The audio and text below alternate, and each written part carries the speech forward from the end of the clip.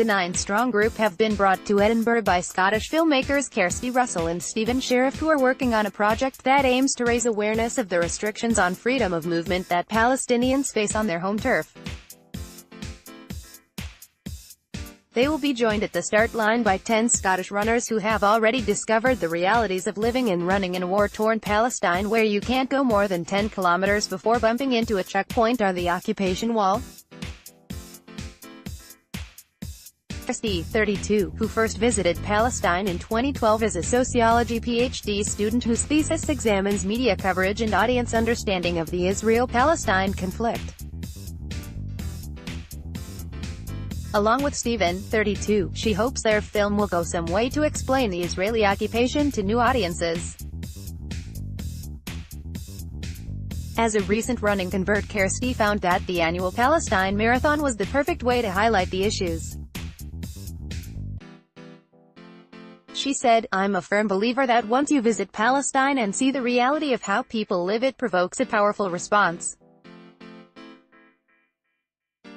I really felt that the marathon was a great way to engage with the realities of the conflict." Thousands run along the dusty streets of Bethlehem during the marathon every March, but due to the restrictions on freedom of movement, there's not a stretch of road long enough for a normal route, so runners have to go back and forth over the same stretch of road in order to reach the finish line at the 42K mark. Read more, Edinburgh Marathon 2018, full list of road closures. It's not just running through conflict that the Palestine people have to bear, but water restrictions, threat of ambush and land grabs at the hands of the Israelis. People there live in fear from one day to the next, something that was highlighted by an incident experienced by Cairsti, Stephen and the group of Scottish runners as they filmed in Hebron in the West Bank, an almost lawless city that pulses with the threat of violence. Cairsti said, "We were chased by an extremist Israeli settler in an ambulance while out filming. It was too dangerous for our Palestinian crew to come, so we were doing it ourselves. This man followed our bus and was very aggressive to our tour guide.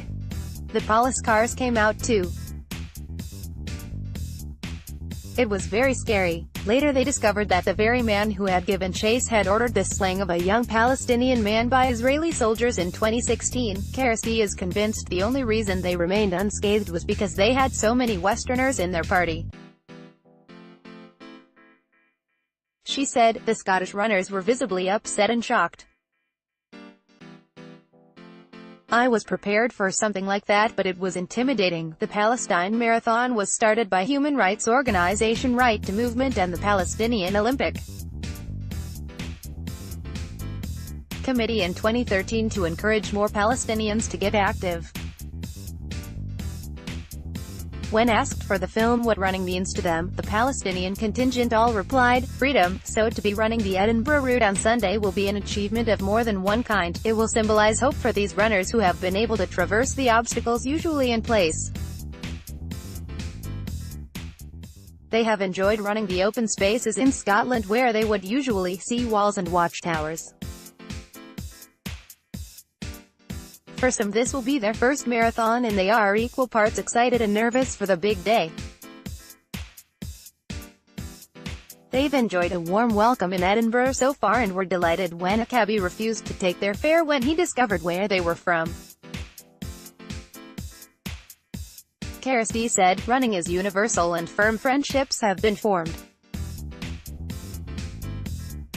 We hope that the film brings awareness to a whole new audience."